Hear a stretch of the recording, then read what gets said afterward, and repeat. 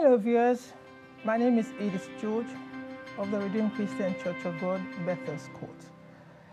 Today we are reflecting on a topic called problems and sizes. And our Bible passage is taken from the book of Numbers, chapter 13, verses 26 to 31. Now they departed and came back to Moses, and Aaron and all the congregation of the children of Israel in the wilderness of Paran at Kadesh. They brought back word to them and to all the congregation, and showed them the fruit of the land. Then they told him and said, "We went to the land where you sent us. It truly flows with milk and honey, and this is its fruit. Nevertheless, the people who dwell in the land are strong. The cities are fortified and very large. Moreover, we saw the descendants of Anak there. The Amalekites dwell in the land of the south. The Hittites, the Jebusites, and the Amorites dwell in the mountains, and the Canaanites dwell by the sea and along the banks of the Jordan." Then Caleb quieted the people before Moses and said, "Let us go up at once and take possession, for we are well able to overcome it." But the men who had gone up with him said, "We are not able to go up against the people, for they are stronger than we." Our memory verse is taken from the book of Numbers chapter 13, verse 30.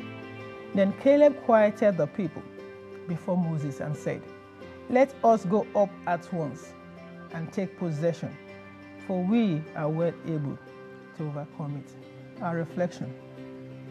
We bless the name of our Father in the Lord for the Open Heavens daily guide written by Pastor Adeboye, the General Overseer of the Redeemed Christian Church of God. The topic we are considering today is a very important one. It's about the problems that we face as believers.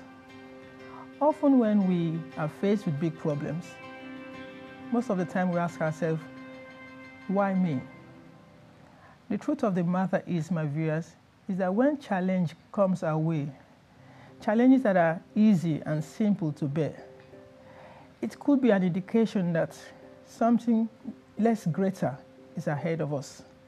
For instance, when we look at David, after he was anointed by Samuel in 1 Kings chapter 16, we note that the first challenge that he came in contact with was with a giant called Goliath of Gath. He was able to defeat Goliath, and that was what changed everything for him and set him on his journey to greatness. Secondly, and also very importantly, you will note that the children of Israel were to search out the promised land, and the spies came back that the land had wonderful fruits. The land had beautiful things in it, but also has giants in it. It is surprising to note that they did not see that even though the giants were there were lots of food in the land. They failed to understand that the fact that giants were there is an indication that the place is full of food. Giants, they are big in size, big in appetite.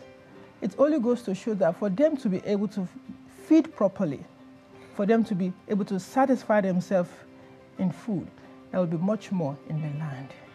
My brothers, my sisters, be encouraged that when you face big problems, it shows that you're on your way to higher heights.